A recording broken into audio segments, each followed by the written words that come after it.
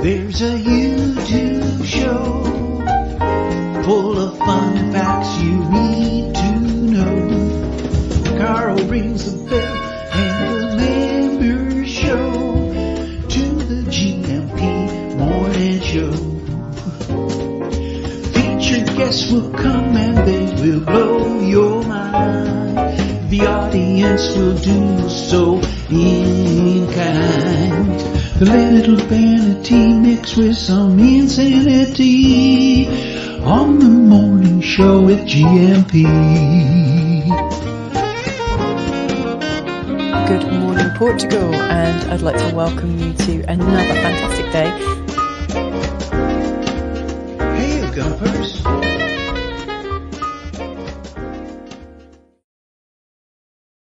Hola, bon dia, Alegria and Munson here with the Good Morning Portugal show, live stream and podcast. How are you this morning? Did you like that meme, our first meme? I've decided my 2023 will start on February the 1st, which is actually tomorrow.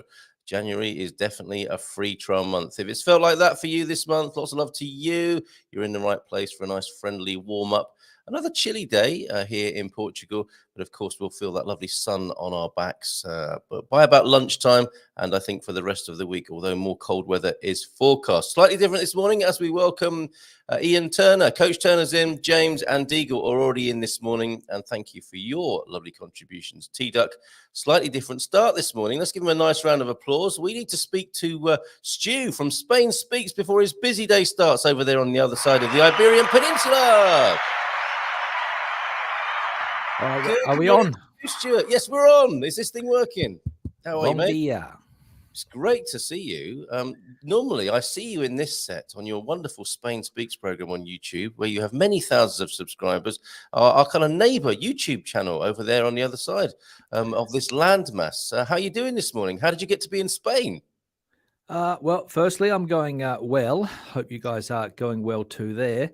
And just before we begin, Carl, I just want to say a fantastic intro that you've got going here. I didn't expect a minute-long intro with your own song and everything. Amazing. Jazz.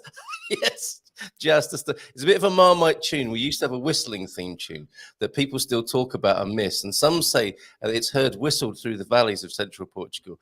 And we changed over to that wonderful composition sent in by one of our community, Warren Sharm in Canada. Fantastic. Yeah, it really adds something to the show. So just going back to what you said there before, how did I get to Spain? Well, a long time ago, Carl, now it was 24 years ago, I think, going on 25 this year. I was traveling at the time and met a Spanish lady and been here ever since. I feel a song coming on. Well, you've got one queued up, no doubt. That's it. Well, it's so good to see you. I'm slightly in awe, actually, because it's wonderful watching you in action on Spain Speaks. For those people who've been under a rock and don't know what it is, how does the format of Spain Speaks work? And what is it you do for people for that side of the Iberian Peninsula? My channel started off, I'm not sure if it's down the same line as yours, Carl, but my channel started off as just putting videos out. I was looking for something to do. I had a couple of cameras sitting around.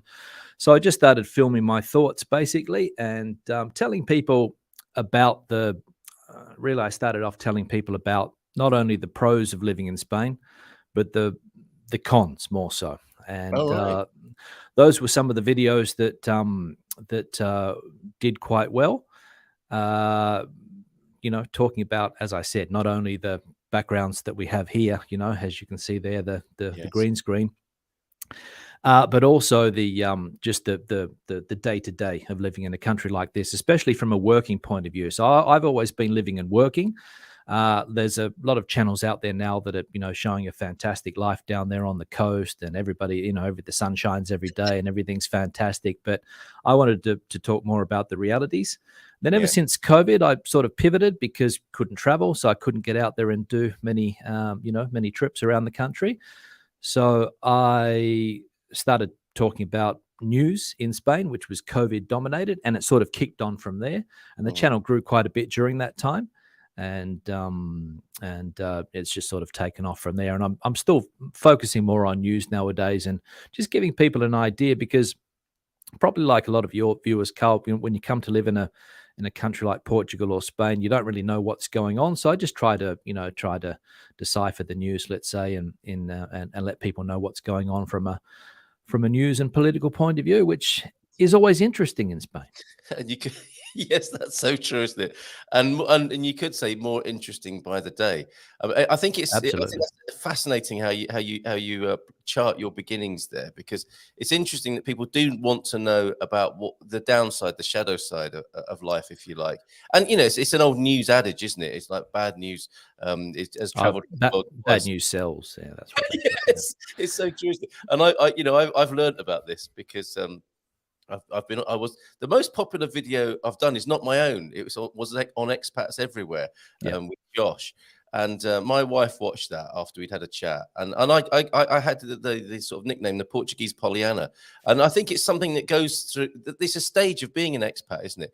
Is that you only want to look at the good things, like you say, like the picture behind you, and you celebrate all the good stuff, and you don't really want to talk about the bad stuff. But people really do want to know about it. And Louisa just decided to make a video with Kaylee of Expats Everywhere, Josh's missus, and they talked about the mold and the slippery calzadas, and it's a much more popular video in the sense that it's been watched a lot more.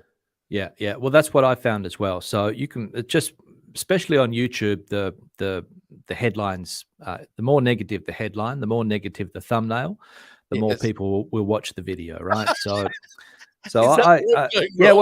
I've been accused of clickbaiting. I don't think it's clickbaiting, because I always have something relative to what's in the content. But I had a YouTube consultant that I was working with last year. They sort of give you people to give you ideas, and she said make them more clickbaity, because what happens on YouTube, Carl, as you know, is that there's thousands and thousands of hours of content uploaded every day about different topics.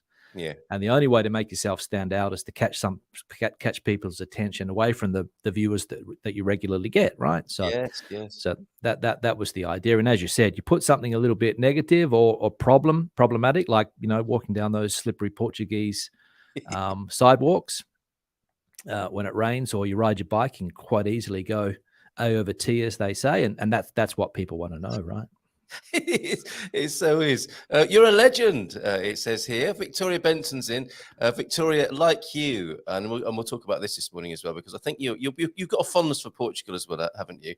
You're a legend, says Victoria. She sees Portugal as the husband and Spain as the affair, the love interest on the other side of the. Yeah. Well, Spain is where I do my day to day.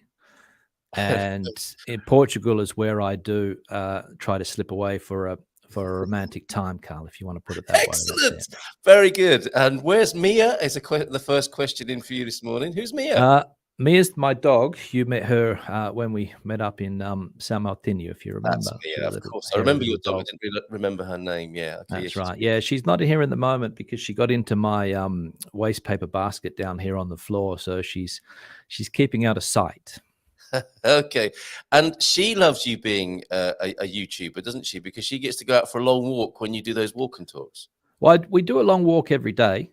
Right. So we're out for about an hour and a half every day in the morning. So it doesn't matter whether I'm filming or not, but the filming's the added bonus, so she's always included in those videos if I can. And I don't do it so much here because the weather's freezing cold here, so the camera sometimes doesn't work properly in the -2 or 3. Seriously? But when I was in Portugal recently, I was doing one of those, 3 or 4 times a week just to get out, because it's such it's a more attractive walk, if you like. Yes, yeah, brilliant. Well, we are neighbours then, aren't we? Kind of neighbouring YouTubers, and thank you for that free YouTube consultancy there. That's really helpful. And this Iberian Peninsula thing. I was you and I as YouTubers are thinking about audiences, aren't we? And I'm thinking, Stuart, he's got 5 times as many people in the population there. If we do a few of the stats and statistics of Portugal, we've got 10.5 million people in Portugal. You've got nearly 50.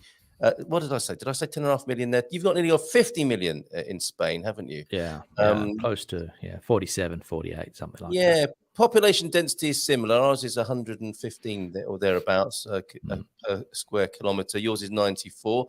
A lot of similarities, right? The Catholic faith predominating, although 81% Catholics here in Portugal and 61 in Spain. The political situation similarly Latin and can get a little bit a little bit spicy sometimes, more so in Spain. Why would you say that is? Well, the way I see it, Carl, is that Portugal, and I've said this in videos before, I think that I've done about Portugal, is that in Portugal, everybody's on the same page. You're only 10.5 million people, as you said.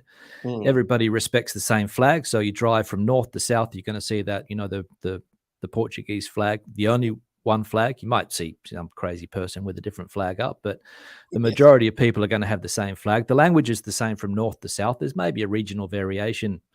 Maybe they might, pronounce a word a little bit differently in some parts of the country. I'm excluding the islands, Madeira and, the Açores.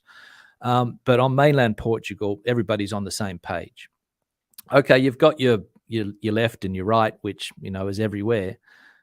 But in Spain, there's 17 autonomous communities, which is what they call them here. So apart from having all of the provinces, so you've got 40-something provinces. So Madrid's a province, Toledo's a province, if you know that part of Spain, central Spain.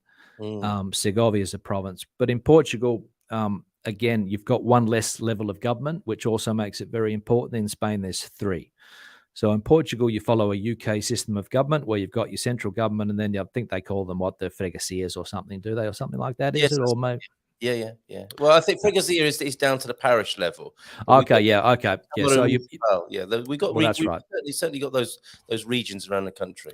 That's right, but it's not divided like it is here, I don't think. So in Spain, you've got 17 autonomous communities, and every autonomous community is, it's its own little state. So Madrid's an autonomous community now, Andalusia, Valencian community, Catalonia. And Spain also has a problem with parts of the country that don't want to be Spain. Right. In the past, that manifested itself in terrorist acts.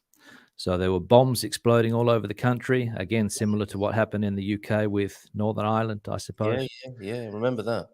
And then in the last 10 years, there's been a problem in Catalonia where they also want to separate, and they tried to hold a referendum which wasn't constitutionally legal, and the central government cracked down on the separatists and sent them to jail. One person escaped. So there's always something happening like that. But that's just what you see. And then there's all these other little groups around the country that also want to break away. Okay, so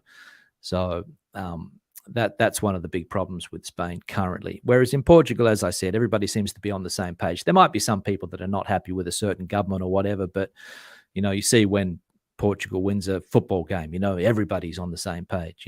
Yeah, you're right. And that's quite a stark difference, isn't it? And I do get a great sense of that, about how united and patriotic Portugal is. Yeah. And from what you described there of Spain, that seems like an increasingly difficult problem, that people want to be more and more separate.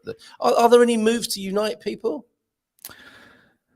Well, the central government would like to unite everybody. Right, with the carrot or the stick, as they say. They've gone for the stick in recent times. They're trying to use the carrot effect at the moment. But it's complicated, and there's lots of language issues around Spain as well, which is makes it, there's a lot of variety when it comes to language, Carl. So even if you go just north of where you are there, I think, have you been to the north of Portugal? Yeah, I have. Absolutely love it. Yeah, the Gerês National Park. That's it. So, if you cross the border into Spain, you come into an area which is so similar to Portugal that you would think you were still in Portugal, right? Which is Galicia. Yeah. They've got their own language, which is, they call it Galego-Portuguese. It's very similar, okay?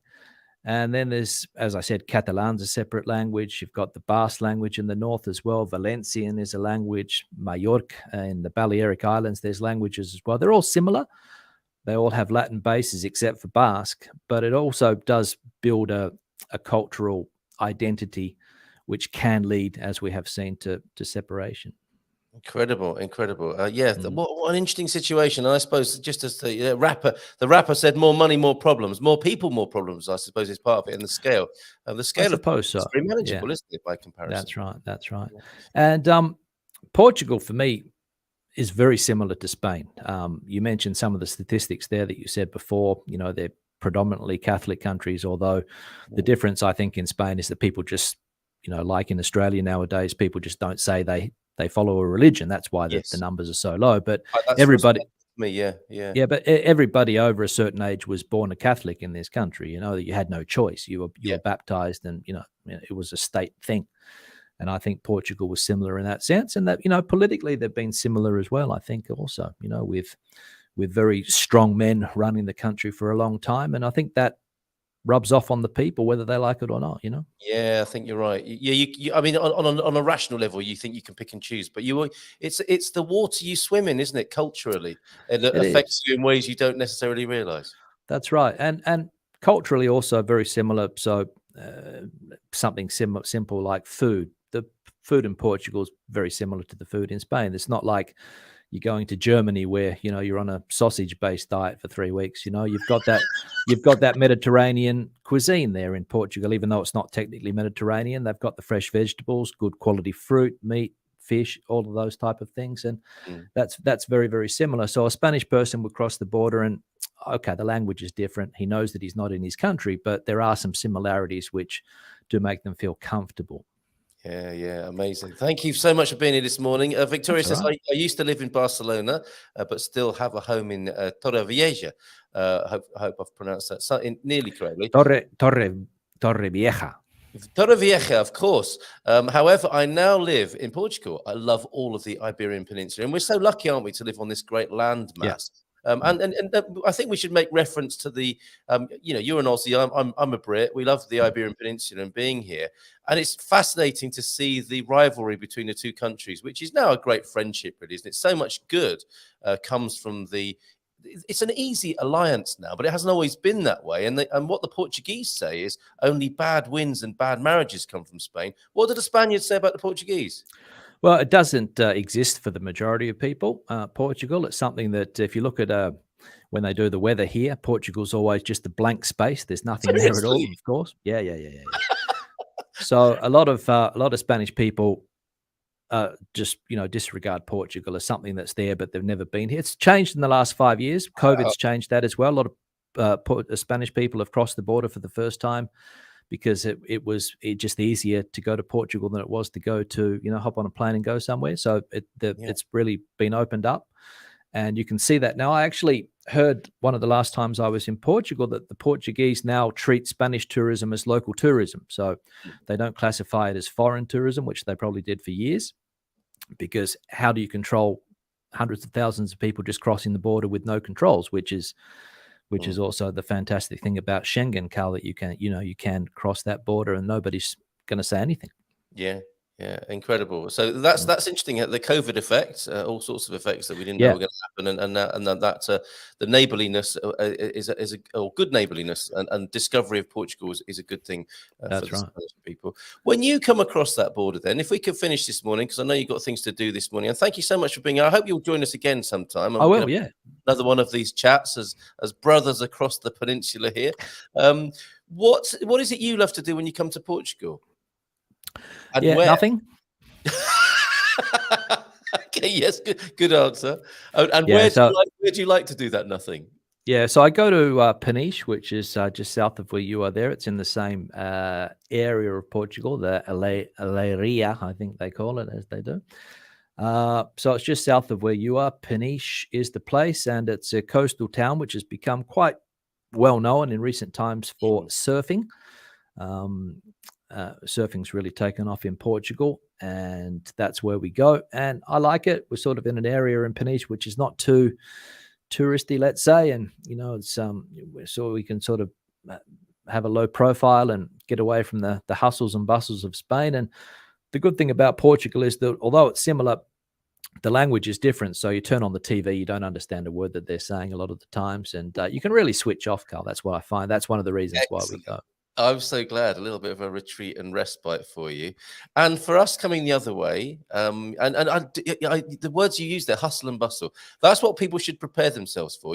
I know when Spanish people are in the local supermarket, there is a marked difference, isn't there, between the dispositions of the two races, the Portuguese and the Spanish. And I think the Spanish, true to their, the national global stereotype, they are a bit more animated and noisier.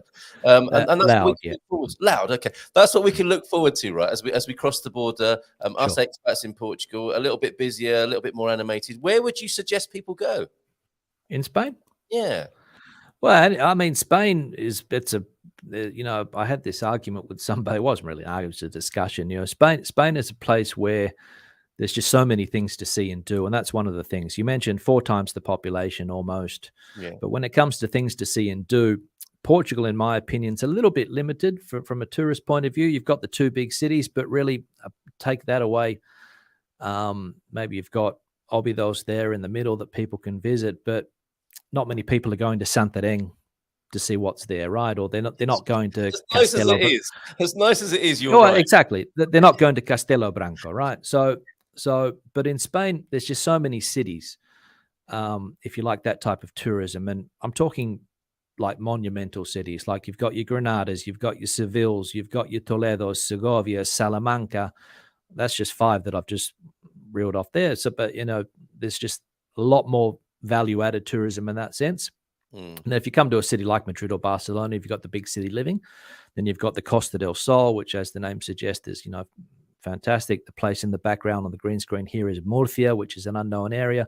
So there's just a lot more things to see and do, and it just can take up a lot more of your time as well. But the big cities for a while, and then head to one of the smaller places, I would suggest, Carl. But there's just in my opinion, a lot more things to see and do in Spain than there is in Portugal. If I do segment this part of the show this morning and take your advice for YouTube video purposes, I should put something like Spain says Portugal not as good as Spain. That's the kind of clickbait we're looking for, isn't it? Well, no, it's just say Portugal is rubbish compared to Spain, and that would job done. But don't quote me. Don't quote me. No, I'm just saying. No, I love Portugal. Don't get me wrong, but I'm just saying from that value added aspect there. So you go to Portugal, the Algarve, if you want to go there. Okay, the weather's great, but Spain's got 50 Algarves, right? It's so true, isn't it? So true. So Nerja is the one I've been to and had a fine time in Nerja, which I think is the most point, isn't it, of the peninsula? Yeah, that's just it's a little place there in Malaga, but you've got all of the other side of Malaga as well. So it's just it's a lot bigger, I think, is the thing you would take away from that. And Lisbon, it's a big city, but it's probably only a quarter of the size of Madrid, I think, in population. I'm not sure. Don't quote me on that. But and there are the pros and cons that go with that, of course, aren't there? The scale brings good things as well as bad things. So that's absolutely, I love that comparison. Yeah, thank you. Bairandi is asking where your ponytail and flick knife are. Is that another racial stereotype of the Spanish? I wonder. I'm not sure. He also adds that he had a great time on his Portuguese coach trip. So the Portuguese have coach trips, the indigenous Portuguese, not just the expats here touring about. A trip to Santiago de Compostela. He had a great time there. And your green screen is confusing our viewers here, Stu. Green screen is confusing me. Clear blue skies here in Lisbon, but cold. That's just a nice nighttime view in Murcia there. When the sun's setting, and you're drinking a cocktail there. Very nice, very nice. You've also got a royal family, haven't you, still in Spain? What's that about? Yeah, Spain has a royal family. That's right. King Felipe is the one. Whereas Portugal, you have the old president that always seems to make the television news more than anyone else there in Portugal. He always seems to be somewhere. I've never seen a person with so much energy as that guy. Yeah, he's a legend. That's it. Yeah, the royal family in Spain. Yeah, I would say it's on the same dysfunctional level as other royal families. Not going to mention any names, but they all tend to have their skeletons in the closet. And the former king of Spain now lives in self-imposed exile in Abu Dhabi. He's just said that he doesn't want to pay taxes anymore in Spain, so he's gone to live in a place where they don't pay taxes. That's gone down well, I expect, isn't it? That's it. Yeah, amazing. And the current king has, scandals in the family. Brother-in-laws have ended up in prison for corruption and all of those things. But Yeah, well, it is what it is, Carl, as It they say, is. right? It is absolutely what it is. And thank you for such a brilliant insight into the neighbour of Portugal, Spain, of course. And That's okay. first of many, I hope. I know you've got to go now. Victoria is just telling us that she's headed off to Ronda and Cadiz in a week. Thank you so much. All the best to you. I look forward to seeing you again when you come over to the Silver Coast, and look forward to seeing you again on the Good Morning Portugal screen, if we can have another chat, because we love a lot of fun talking to you and your wonderful Aussie sense of humour coming through the talk about Spain there. Absolutely, and I'd just like to know what that ponytail and flick knife reference is about. Is We'll that, get back to you on that. Yeah. okay, all right. Yes. Yes. That's another good headline we could have, isn't it? It's Spain, it's all ponytails and flick knives. Who wouldn't want to watch that? Oh, that's it. So remember to get those titles going, Carl, and the thumbnails as well if you want to get people to watch the vids. Will do, mate. Okay, all the best. You have a great day. All right, good one. Have a great one. See you later. There he goes. Bye-bye. Stuart of Spain Speaks there. Fantastic. And I'll share a little secret with you. I thought Stuart was joining us at 9:30 this morning, but of course there's a time difference. My bad this morning. So we got him on early. Stuart of Spain Speaks. How about that? I hope you'll join us again. What a fantastic sense of humour bubbling through the information about Spain. Really enjoyed Stuart Spain Talks. Don't know, you've changed the name of his YouTube channel there. Don't know much about Spain. Never really appealed to me. Too big, fast. I love a slow Portuguese life. And I think that is, that's really what we were talking about in terms of the broadest sort of comparison there, right? And adios, Stu. How about that? What a scoop! Having Spain Speaks Stuart with us from the get-go this morning here on the Good Morning Portugal show. Okay. And that has thrown me a little bit. And actually, this is quite a good time, isn't it, to talk about off format? I quite like it. An easygoing start. The Gumper gathering from 8:30. And then we look at maybe a bit of news and a bit of weather and what's going on around the Portuguese culture. And we'll have our guests from 9. Some guests staying with us for the whole hour, like James did yesterday. Other guests joining us for half an hour and squeezing a couple in. Oh, talking of guests this week, we will have Michael Heron with us tomorrow. He actually is also a big fan of Spain, relatives, friends, and business in Spain. So he's always popping 2 and 4. There's a bit of a theme developing this week. We've got Fabrizio and Ian with us, telling us about the difference between buyer's agents and estate agents on Thursday.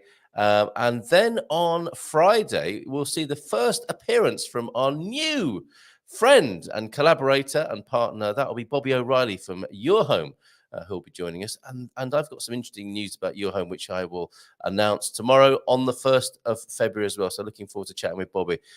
He's a great bloke and good fun to talk with. And he'll join us in a new residency from Friday. So that's how the week is shaping up here on the Good Morning Portugal show. We have a couple of news items to look at. We have which is the most counterfeited note in Portugal, which of course is Munson's, a money moment this morning. But I feel the need to calm down and get into that Gumper gathering frame of mind. There's also, is there a cat here? There isn't in the studio. There has been. I've had pictures and video of me. Excuse me, a little cough there. I've had pictures of me and video of me in the studio with kittens and cats climbing over me. We don't have a cat at the moment. They do tend to come and go when you live as an expat in Portugal, but no cat here at the moment. But there could be one under the hood of your car. So honk your horn is the advice from a new campaign from people who are concerned about cats taking refuge under the bonnet, under the hood, and keeping warm. So check before you drive away. Didn't realize the 1 hour time difference between Portugal and Spain, and nor did I, Deagle. Hence, Stuart, I was getting ready to do the show this morning, and then Stuart said, I'm thinking, oh, he must be sound checking. He was there to join me on the screen, and I'm so glad he did. Fantastic fun talking to him there this morning. Bem-vindos, and I like that. Portugal is rubbish. Could be shall I try that just for fun and see what happens? Bem-vindos a terça-feira from Coach Turner. The weather is finally a little milder here in Hertfordshire, and we have the builders coming this morning to install a large gate.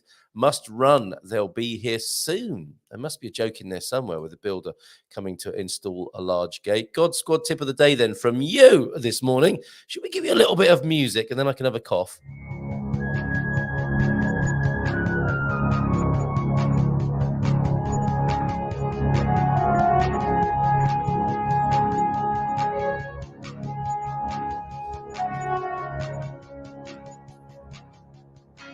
Coach, can we have, please, some footage of you running across the track? And I'll do it in slow-mo, and I'll have that there in the background. And have a proper vingle rather than just a theme tune there. Squat walking. The Ministry of Funny Walks. This is going to be great. Can we have a video of this as well? Can we have videos of Gumpers doing this all over the world? Squat down as far as you feel comfortable, then walk forwards about 10 steps. You can also walk backwards and sideways. Also great for general leg strength and entertaining the family and friends. Very good. Thank you for that God Squad tip of the day there. That's brilliant. Bom dia, Gumpers. Felicitas a todos. Como vão as coisas? How are things with you, Gumpers?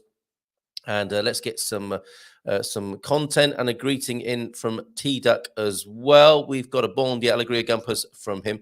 You notice I'm talking slightly like Stuart does, and coming in from Lisbon there, we've got T-Duck, and he's saying Bon dia Alegria Gumpers.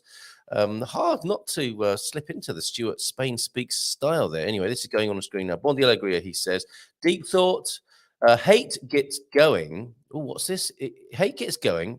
It goes round, it gets older and tighter and older and tighter until it holds a person inside like a fist holds a stick. Ursula K. Le Guin, will her wisdom ever end? Another corker there this morning. Hate gets going, it goes round, it gets older and tighter and older and tighter until it holds a person inside like a fist holds a stick. Be careful with that hate stuff. What are your tactics for dealing with hate? Popping down to the sea and letting it go, earthing yourself on the beach or in the mountains. Any hateful feelings, let's get rid of those, folks. Not on other people, though. Let's let those dissipate into the soil or into the atmosphere, shall we? And rid this world of that unnecessary energy. Bon dia todos. I guess, when it comes to fighting evil, you could say that's a good use case for the old hatred, but honestly, there's a little bit too much of it. We're out of balance, aren't we, in the world at the moment? Jim White's here, the very antithesis of hatred. Love and light to you up there in Porto, Jim. Bon dia todos. You missed Stuart Speaks, but you can watch it again. And I will make a segment of that because that was a lovely little interview, and I'll make that available separately with Stuart. And I do hope he'll come back. I think he enjoyed himself. He seemed to be getting into it, didn't he? Okay. Let's give you a little bit more when it comes to Portuguese sayings of the day as well. Let's do our Portuguese saying of the day. I'll tell you what I'm going to do. I'm going to do Portuguese saying of the day in Portuguese and just give you that bit for now. And then let's see if you can translate and see what you make of it. So there's a little bit of work for you to do this morning, which is de boa maçã me guarda Deus, que de mão em me guardarei. There. So what does that mean if I put that on the screen for you now? The Portuguese saying of the day, de boa maçã me guarda Deus, que de mão eu me guardarei. The Portugal sun is here. First time I think we've seen you here. Bom dia a todos on an English-only keyboard. Yes, I feel your pain, but from the other way round. Part of my cottage cheese time of life. What does that mean? Is that a Portuguese idiom or saying? You're part of my cottage cheese time of life. What is your cottage cheese time of life? Portugal sun, but all good. Also on a different account, I see Francis here as well. So who's that? Who's the Portugal sun there this morning? And I can't see Francis yet. Did Francis sneak in, working and a lurking? Oh, you're Francis. You're not seeing Francis here on a different account. You are Francis here, and it's your cottage cheese. What does that mean? Is that your translation of the little phrase I just gave out on the screen there, Francis? And very nice to see you here as the Portugal sun. Is that the transition you're going to make, switching from Francis in South Africa to the Portugal sun when you arrive here finally?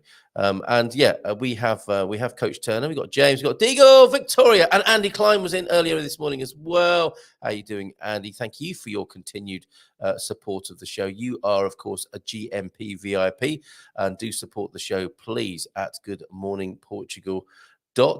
It's all there on the front page, and we welcome your support, whether it be in time, talent, or treasure. Some of you give on all those levels. Jean also here. See you tonight, perhaps, Jean. Olá a todos. As coisas estão boas em Mora Carapaccio. Frio, however, cold down there in the Algarve. And isn't that an interesting thought that Stuart shared with us there? Whilst we've got the Algarve, there are 50 Algarves along the southern coast of Spain there. And what did you mean there, Stuart? You intrigued Stuart there by Randy. What do you mean ponytail and flick knife? Is that flick knives? Of course, are what English kids used to get when they went came over to Europe on the ferry, right? Whether with a school trip or whether you're with your mum and dad, try and sneak a flick knife back to UK, and some bangers and maybe some mucky books or something, things that you wouldn't see necessarily at home. And who else is here? Who's joined us this morning? Portugal Sun. Yes, you're already with us. Let me do them on the screen for you, as well as you decoding that Portuguese saying of the day. Let's do an Ugo Nuno as well. And we've got the dad jokes to come too this morning. Ugo Nuno. Portugal has one of the most underrated culinary offerings in the world, from incredible seafood and divertimentos. They are divertimentos, aren't they? But desserts to the famous bifana sandwich. You will never go hungry. Did I ask Stuart about it? We did mention the food en passant there, didn't we? But not too much. We'll go into the food next time we speak to him and do some more comparisons between Spain and Portugal. And I'll do a bit more of that and tell you about the history of the Iberian Peninsula, which I was going to do as the warm-up before he got on with us this morning. But we'll do that in retrospect. So who knew? Portugal has one of the most underrated culinary offerings in the world, from incredible seafood and desserts to the famous bifana sandwich. Now, the bifana sandwich, there is a link to the bifana sandwich. However, in the video / podcast that I viewed about that, they kept calling it a bifana, which just, I don't know, bifana just sounds like something, bilateral, bisexual. Doesn't sound like it's anything to do with food. And did I? Oh, and the link I have to it is the Hershon Supreme Portuguese sandwich, the bifana, not the bifana as the food dictator was talking about it. Let me just give you a sense of what you could listen to yourself. If you go to I'll put the link in the chat so that you can see for yourself. This really, I mean, it's the opposite of a hit piece. It's an absolute devotion and love piece to the bifana, as they call it. Let's see if we can hear them saying it on this. Are you hearing that? Bifana.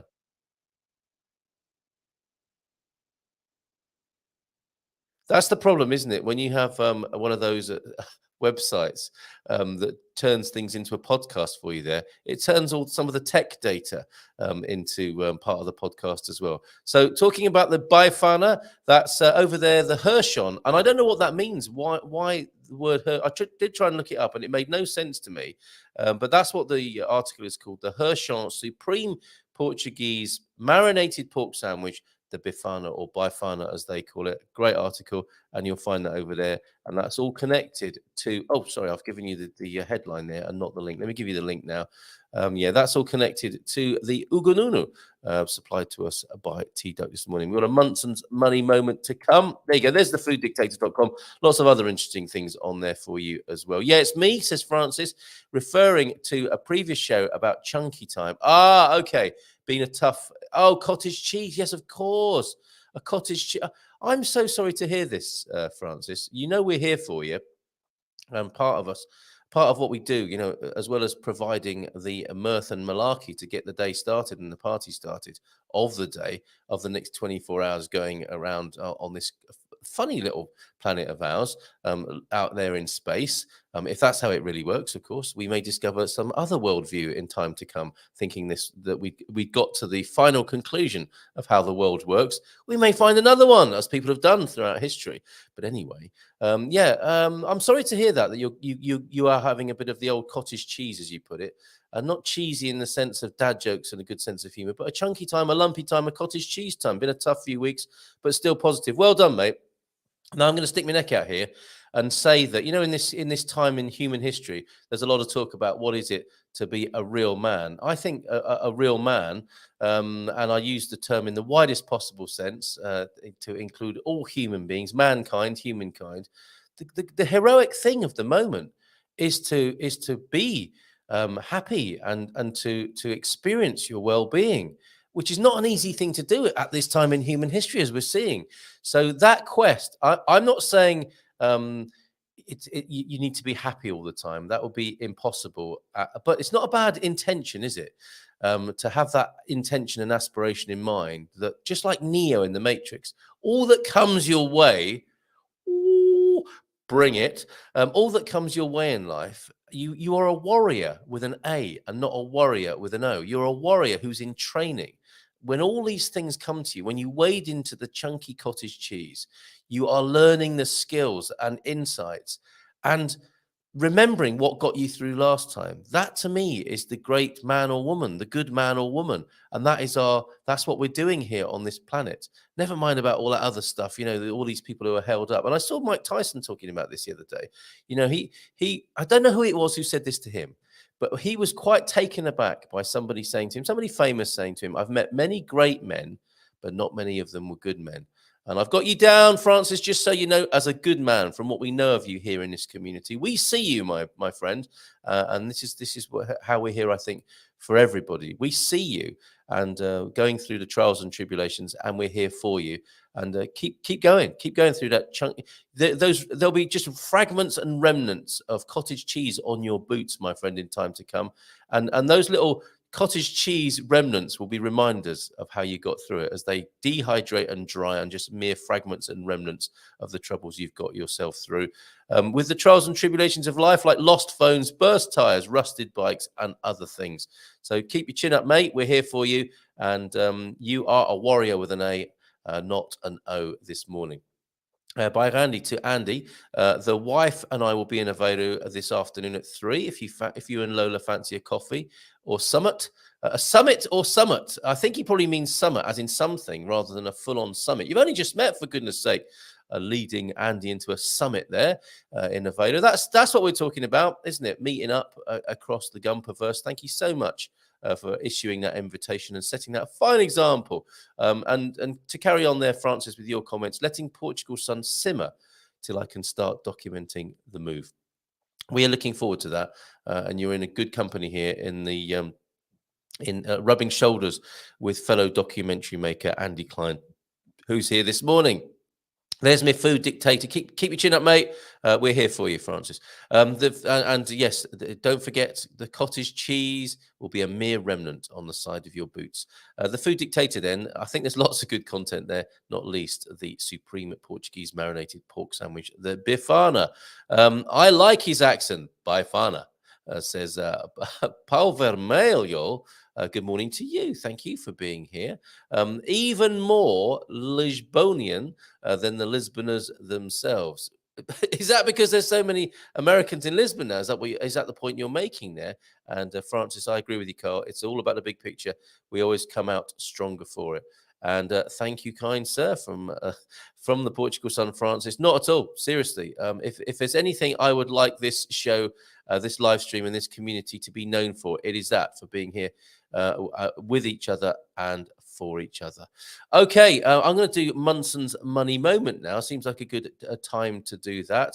If you want to exchange your currency, we've got our own email address now at Spartan FX. If you send a message to gmp@spartanfx.co.uk, you'll get special treatment. You'll get a free account and you'll get special treatment. Our own email address at Spartan FX. So let me set up the money moment, Munson's money moment for today. It's got its own vingle. And let's hit it now.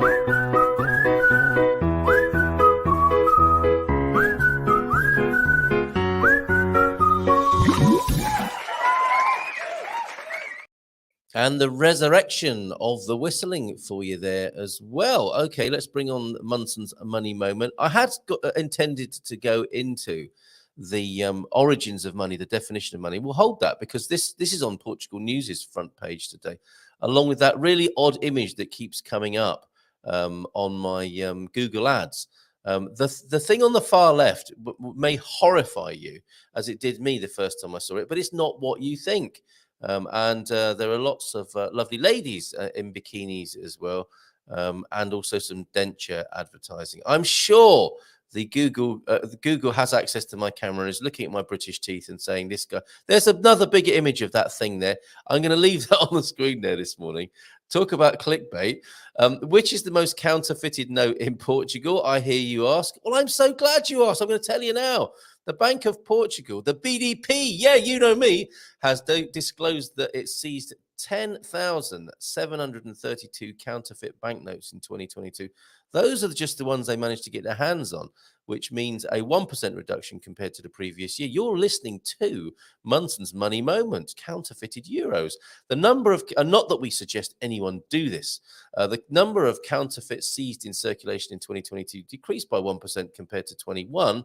10,732 counterfeits were seized, which represents nearly 3% of total seizures in the euro system, says the BDP in a statement. Even so, and I think they burn them all, don't they?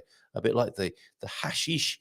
Do they burn that? I wonder. You have to stand back if they do that. But there was a massive hash haul, which was a lovely alliteration on one of the English-speaking Portuguese newspapers the other day. Hash haul. But anyway, back to money.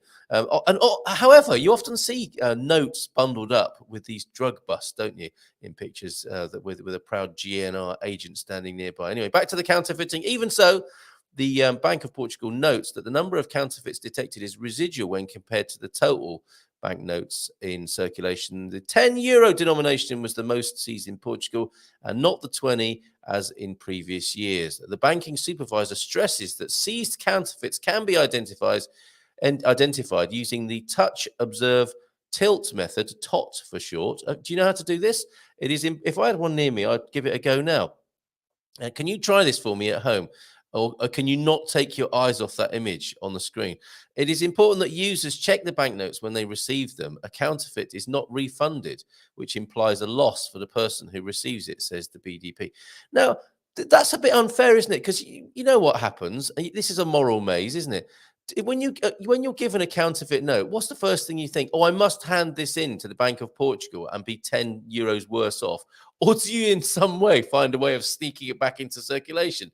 Not to the mom and pop store, but maybe, maybe at some in a corporation that might not feel it so badly. What do you do when given a counterfeit note? You may not want to, what's the word? Expose yourself in this way on a live stream this morning in the way that I might have done, I might not have done this morning. But there you go. That was Munson's Money Moment this morning in association with Spartan FX.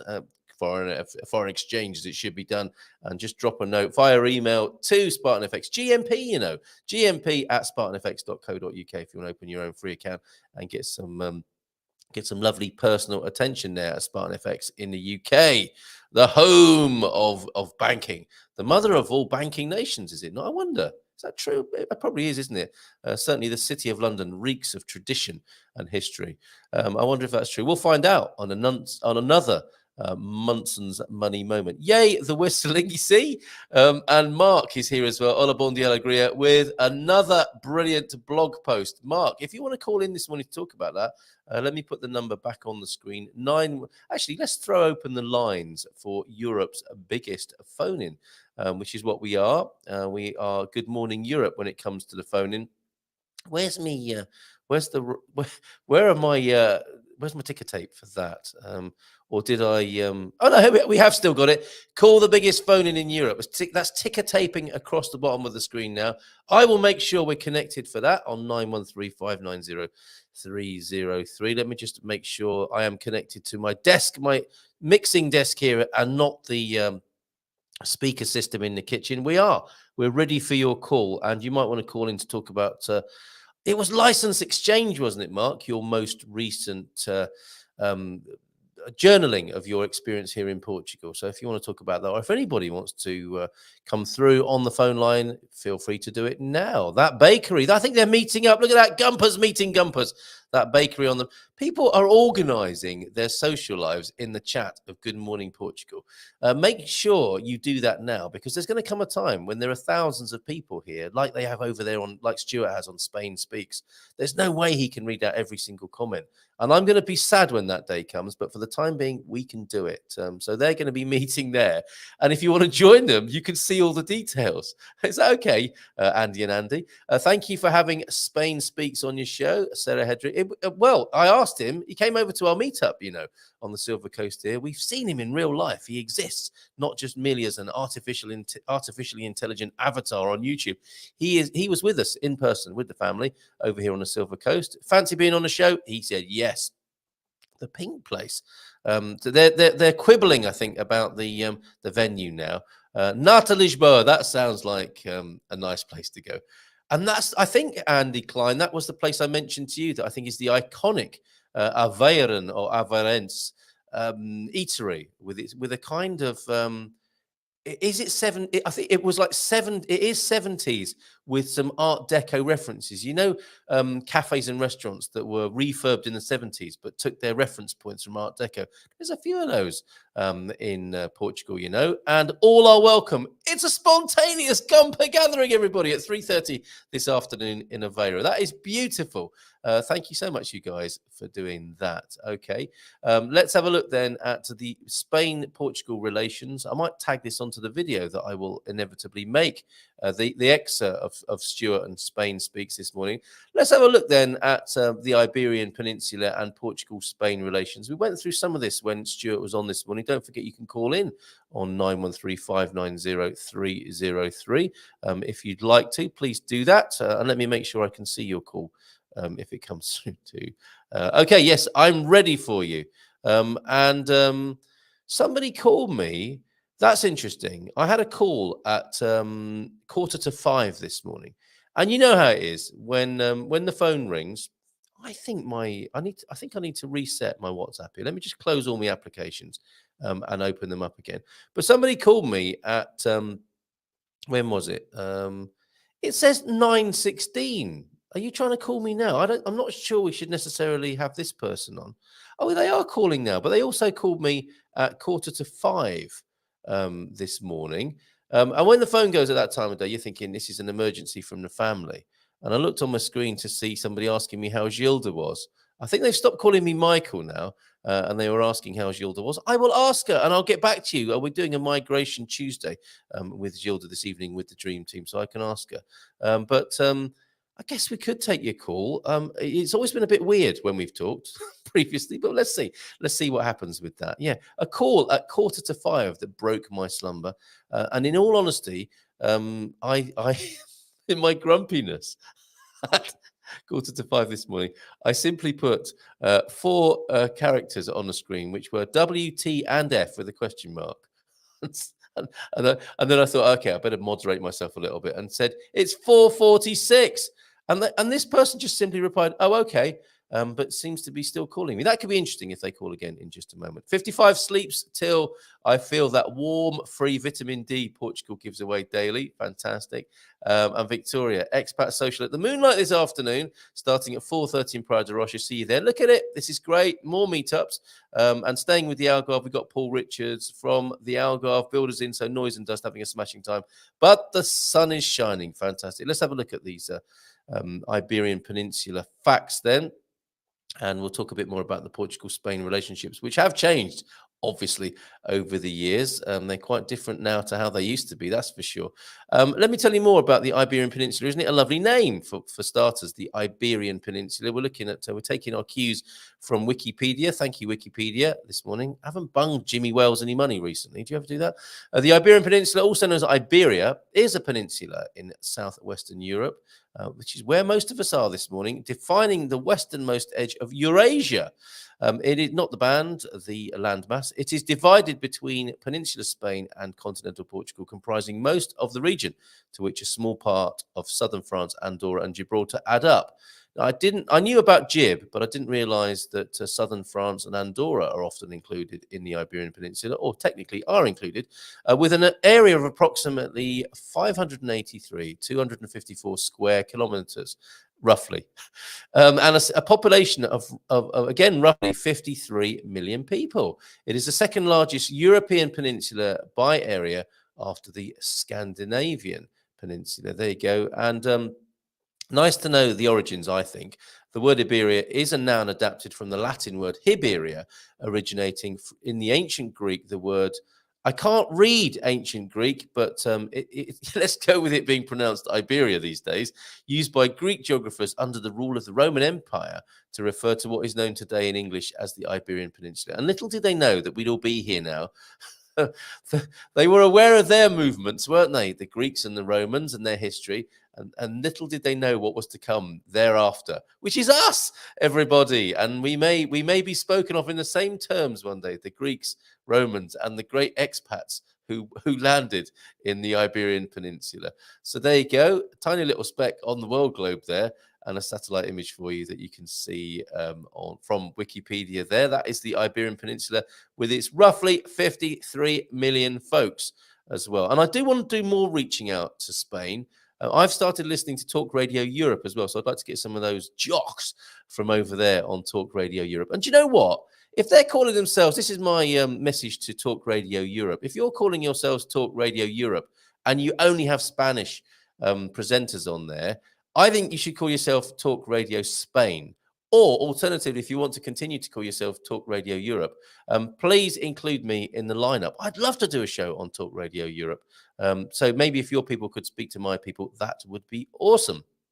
Okay, let's go then to sharing the screen of Portuguese and Spanish relationships and have a look at a few of those factoids as well. We've got the dad jokes to come this morning, and the phone lines are open if you want to. Oh, news just in about somebody's electricity bill as well. Yeah, I fear for mine as well. When I walk into a room, I have become the old dad fart who walks into rooms now and says, "Who left the fire on in here?" or "Who left the light on in here?" I can't believe that I would be that guy. I am that guy now. Let's do a little bit more then on just concluding on our information about Portuguese-Spanish relations. And yes, I do want that Talk Radio Europe show. Let's have a look over again to Wikipedia. Portugal-Spain relations. It is actually a heading over there on Wikipedia. And there it is with the great and the good, or at least great, of Portugal and Spain on your screen there, referring to my earlier comment that came via Mike Tyson. Portugal-Spain relations describes, funnily enough, the relations between the governments of the Portuguese Republic and the Kingdom of Spain. Not necessarily the people then, I see. Two states make up the vast majority of the Iberian Peninsula, and as such, the relationship between the two is sometimes known as Iberian relations. In recent years, both countries have enjoyed a much friendlier relationship. Well, it had to get better at some point, didn't it? And together they are full-time members of the Ibero-American Summit. That's going to be happening this afternoon in Aveiro. The European Union, the Eurozone, Schengen area, and NATO. It's so complicated, isn't it? All these things that have been started up, mainly to advance power of the elites, I would say, under the guise of being good for us regular and normal people. So we're not normal here, are we? But you know what I'm trying to say. There we go. Population of nearly 10.5 million, according to Wikipedia anyway. You're seeing the flags and the coats of arms there. Here in Portugal, 10.5 million. Over there in Spain, on the other side of the Iberian Peninsula, 48 million, it says there. I think Stuart had that as a little bit lower. The government here in Portugal is described as unitary, semi-presidential. And who doesn't like a semi-presidential first thing in the morning? Unitary parliamentary is how they describe themselves in Spain. The capitals, of course, Madrid in Spain with its, what does that mean? Oh, 3 million, over 3 million of inhabitants, but nearly 6.75 million in its metropolitan area. Lisbon, interestingly as well, only has 500,000 in the city, but in its metropolitan area has, that's amazing, isn't it? The metropolitan area of Lisbon numbers around 3 million population inhabitants of a total population of 10.5 million. That tells you something, doesn't it, about the shift from people from the country to the city. We, of course, speak Portuguese here and Spanish in Spain, funnily enough. And the first leader, this is useful information if you're ever in a Iberian pub quiz, which I hope to be one day. First leader of Portugal was Afonso I from 1139 to 1185. And over there in Spain, you'll have had Ferdinand II of Aragon. What happened to Ferdinand I? Shouldn't he have been the first leader? I guess this is of official Spain rather than another area of which Ferdinand I would have been leader. And Isabella I of Castile. That brings two houses together, doesn't it?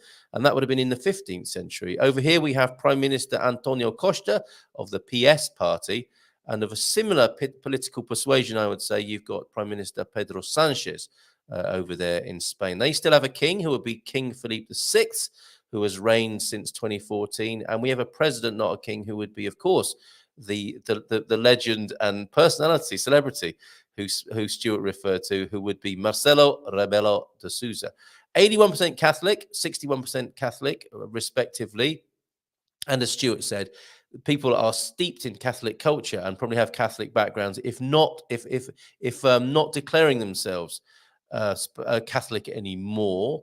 I wonder how many Jedis there are on the Iberian Peninsula in the censuses that have been taken.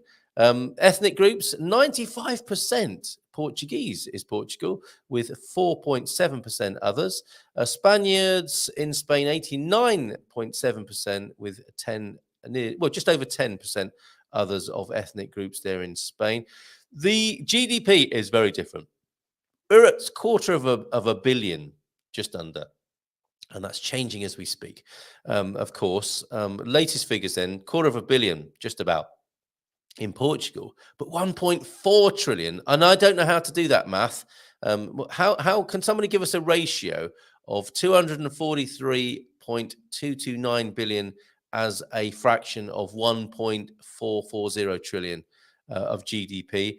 That'll be 23,000, nearly 24,000 per capita of GDP in Portugal, with 30,000, nearly 31,000 over there in Spain. So there you go. That's nominal. I don't know what the difference is between nominal and PPP GDP. Of course, we share the euro currency. Did I mention Spartan FX? And the Human Development Index, which I'm taking to be a very good thing, is 0.864, very high. As of 2019, and 0.904 in Spain. So there you go. And the history ranges from the Reconquista, which goes way back, and I guess reflects the uneasy relationship between the two countries that has the saying, only bad winds and bad marriages come from Spain into Portugal. And of course, overseas expansion, the Iberian Union was a thing. The 18th century and 19th century and Napoleonic eras are documented here in Wikipedia.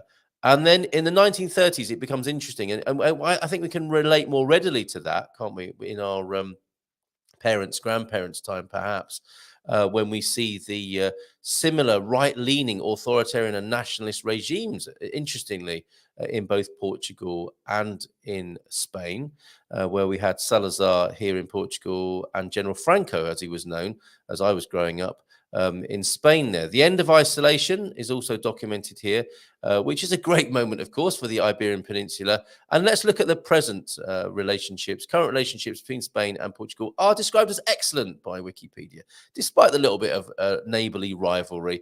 They cooperate in the fight against drug trafficking and forest fires, which are common in the Iberian Peninsula in summers. And did you see, I think it was the president saying that there's going to be a tough summer when it comes to fires this year, isn't it always? I think he was just alerting, signaling to the Portuguese people to become vigilant in the spring and summer. But more to follow on that, of course, as the year unfolds. These close relations are facilitated by similar governments. Yes, they are socialistic parties, aren't they? The PSs in the respective countries. And in 1998, this was a nice jolly for the politicians, wasn't it? The Albufeira Convention.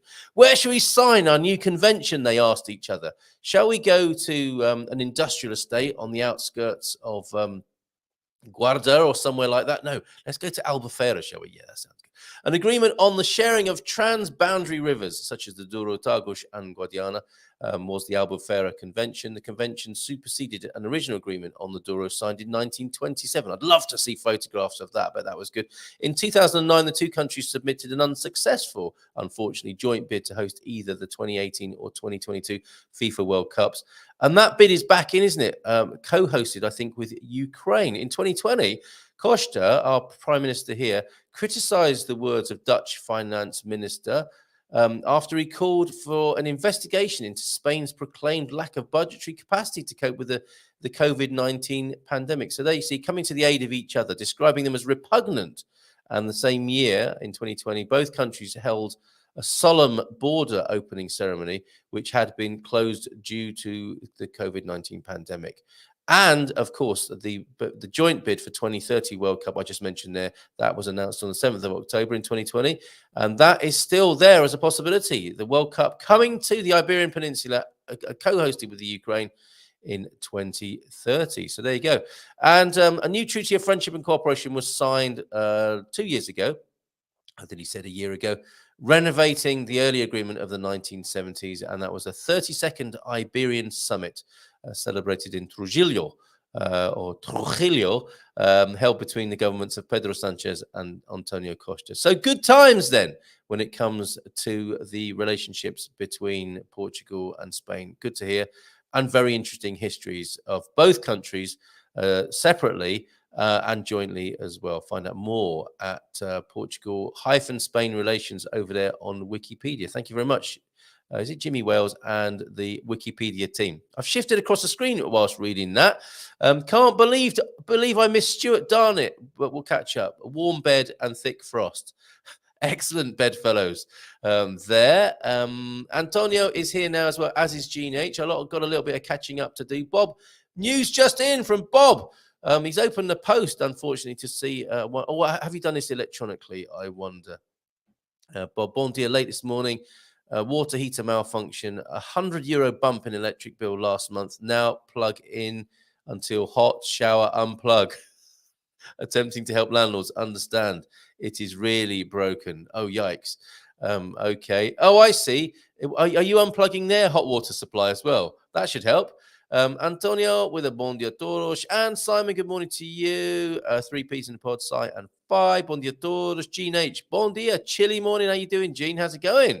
Afonso I, more known in Portugal as Afonso Henriques. Thank you very much for that. What do you say, Antonio, on the relationships between Portugal and Spain? Bon dia, Antonio, from Gene to you.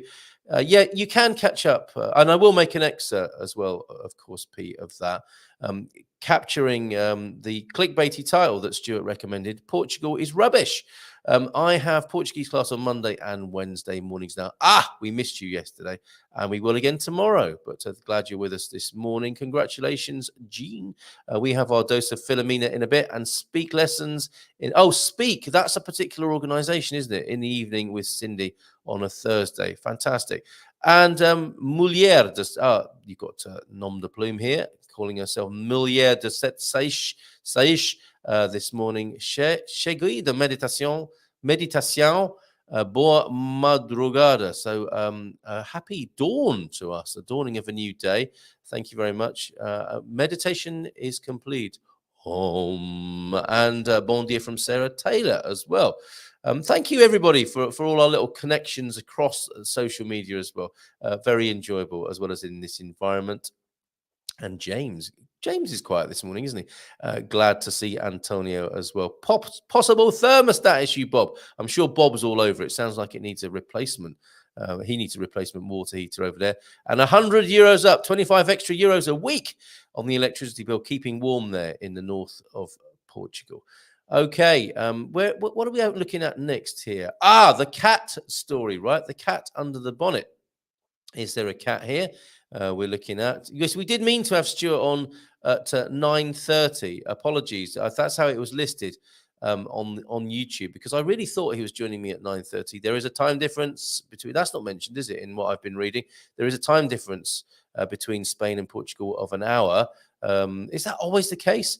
I don't really check in with that. I'm guessing it would maybe it's always the case, apart from a brief moment before the respective clocks change.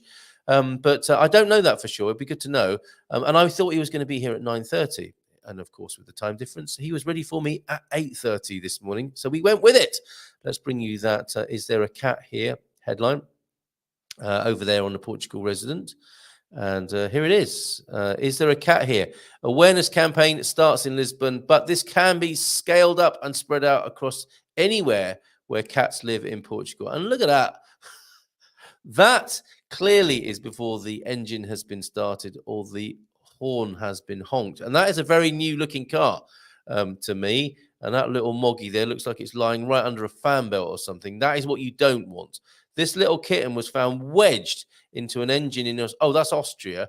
Fortunately, firefighters were able to release him. Can you imagine trying to get that little guy out? He's going to scratch you, isn't he, every time you try and grab him? But many street cats die horrible deaths, apparently, caught napping in warm engines. Oh, doesn't bear thinking about. Check your engine, look under your car. Honk your horn is the 3-part slogan that has become part of our lives. An awareness campaign prompted by the extreme cold has begun today in Lisbon. When was this? Dateline. When was this published? I don't know. Yes, I do. 30th of January, yesterday, by Natasha Don. Awareness campaign started then yesterday. The message is simple. Cats shelter in warm engines during very cold weather. When drivers return to their cars, particularly if they've been parked overnight, there are 3 simple things they can and arguably should do to avoid tragedy. Bang the bonnet. Now, as well as doing Coach Turner's funny walks to get to your car, once you've got to your car, distinguish yourself as a strange expat by now banging on the bonnet, having a look underneath it like you're an international spy checking for snipped brake cables or bombs, and honk the horn a few times, drawing attention to yourself and your weirdness before you turn the key in the ignition. It's all for a good cause. These simple steps will ensure that any street cat or cats that have snuggled down in a previously warm engine will get the message that it's time to move on. Will they? Today's action in Lisbon is promoted by the city's animal ombudsman and parking authority, EMEL, a joint initiative there. Have you ever sat next to somebody at a dinner party who's announced themselves as an animal ombudsman? I wonder what they look like. Yes, how did they get there? Did they have a chat with the careers advisor and said, I want to be an astronaut? Well, actually, being an animal ombudsman's probably a little bit more suited to your Myers-Briggs profile, and the astronaut industry is a little bit oversaturated. And there you go. A new career was launched. Let's have a look at your comments coming in, probably about this. About the hour time difference for Pete. Oh, not you. Forgot about the hour time difference. It's always an hour, which is quite fun, as whenever we do our short trips across the border, we gain or lose one. There you go. Okay, yes, I did forget that. Stat totally shot, going back to Bob's water heater. We're encouraging them to replace with high efficiency. Otherwise, we'll have to do it ourselves to get it done. You'll probably end up saving money, won't you? And no issues with cats if you have an electric car. Is that because the engines are always cold in an electric car?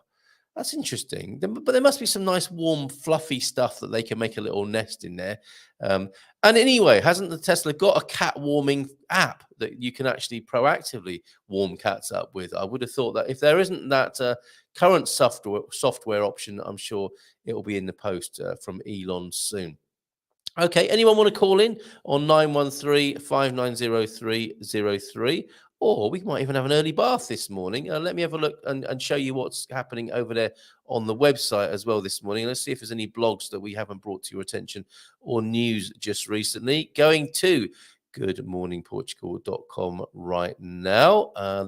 Or am I? Yes, I am. Welcome to the GMPHQ. That's what you're greeted by when you get. I'll give you a little tour of the website. There is our news page. A lot of links, looking very 90s, like a bulletin board. But if you do scroll down, you will see some excellent, various little snippets of news, links to other news sources, news coming from Good Morning Portugal as well. Dave in Portugal, I want to get him on a show at some point. It's taken me a while to get to Dave in Portugal, and he's been sharing some really good videos on YouTube as well. Let's go over to the Gumperverse then. We had a Google group. Has anyone tried to use this? Let me just ask you that. I see. I clicked on that hoping you would see it, and actually it's gone, opened it in a new tab, so you can't see that. But we do have a Google group which you can click to. And I think I might have set it up so that people can't actually comment on the threads there. If you have subscribed to that, then will you? And I'll give the link to it now because I would like people to try that for me, if you don't mind, Gumpers. If you don't mind, I'll put that into the chat now. And this is an experiment for the Good Morning Portugal community, for the Gumpers. Can you please see if that is working over there? And we'll get that moving. They don't have an engine. But do they get warm at all with the friction and movement of the car? Pete, is what I'm wondering about electric cars. Let's go back to the website and look at the Gumper blog section. Where are we? Oh, we've got Les Sings. He's got his own page now. The blogs are over on the news and weather section, of course they are. Bill and Marcus's recent beach cleanup, Viva, who's arrived in Portugal. If you want to contribute a blog of any kind, we'll be glad to host it. Let's look at some of the older ones here. Carpe Diem Wayne, the update on him building his own house on the Silver Coast, a little bit inland, and the progress there. Owen's wonderful photos from the Ponte Lima, our blog about 3 stages of successful migration and the Portugal club there. How many expats does it take to change a light bulb, and so on and so forth, with entries from Katia Lima there as well. So please, if you'd like to submit a blog, please do so, and we will add it to the illustrious list there. In our support services, look at this, all that we do. Good Morning Portugal. We've got the Portugal Club. We had a series of webinars earlier this year. We've got Days in the Bay. Let's have another quick look at Days in the Bay before we leave you this morning. We do a bit of consultancy and coaching. We've got Silver Coast tours. We even do a supermarket tour if you'd like us to walk you around a supermarket and show you what's what, and even a little bit of help for post-Brexit Brits. That's something I wanted to share with you. We have an update for us Brits on the Brexit portal, and that will be you can add people of your household. I don't think that was there before, but you can add people from your household now if you're a post-Brexit Brit and you want everybody in your house to have the new post-Brexit card, the WABC. You can do that via the website and hopefully get an appointment that way to get the whole family signed up for their cards. I've never written a blog before, says, would you like to? Would you like to talk about your experiences of Portugal? And we will document them over there on that collection of blogs. Everyone should do a blog once in their life, I think. Okay, let's go to the Days in the Bay. And thank you, Jim, for your contributions, which I will add. I've had a new bit of thinking on this, the Days in the Bay.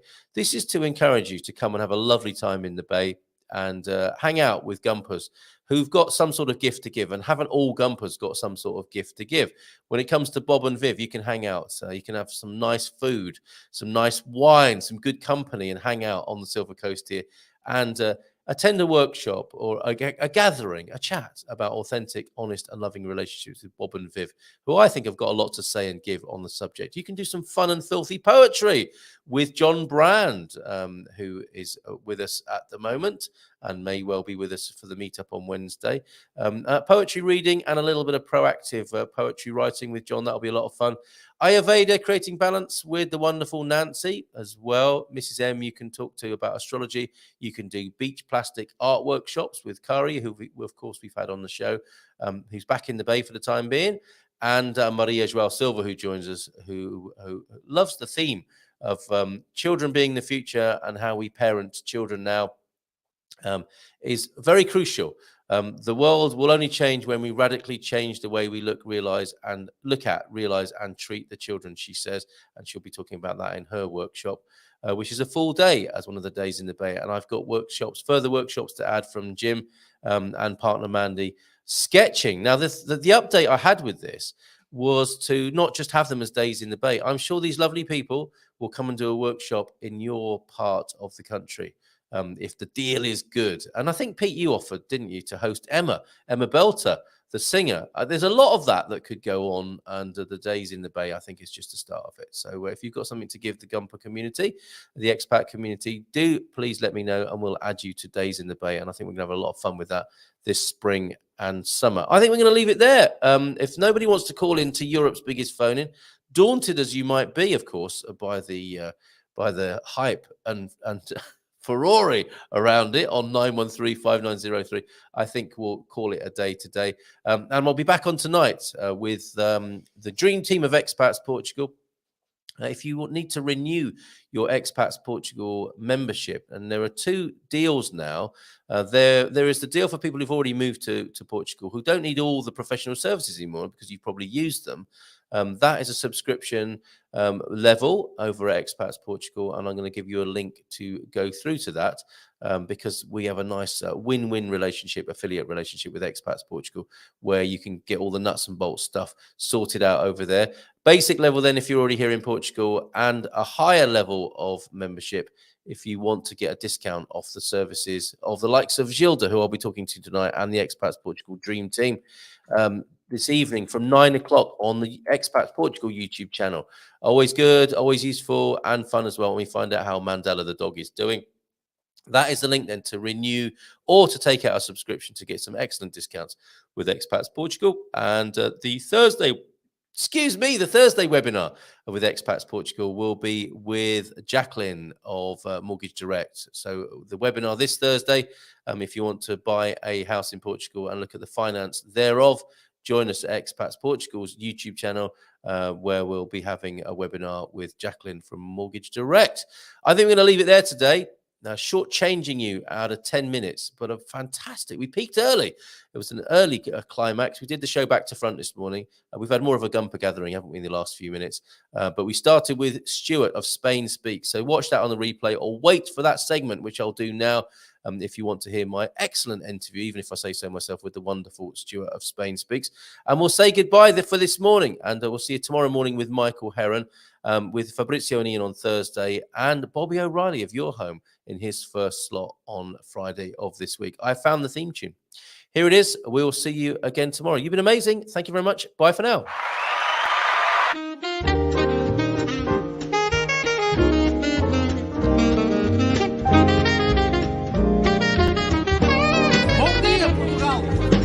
In Portugal, there's a YouTube show full of fun facts you need to know. Carl rings the bell and the members show to the GMP morning show. Featured guests will come and they will blow your mind. The audience will do so in kind. The little vanity mixed with some insanity on the morning show with GMP.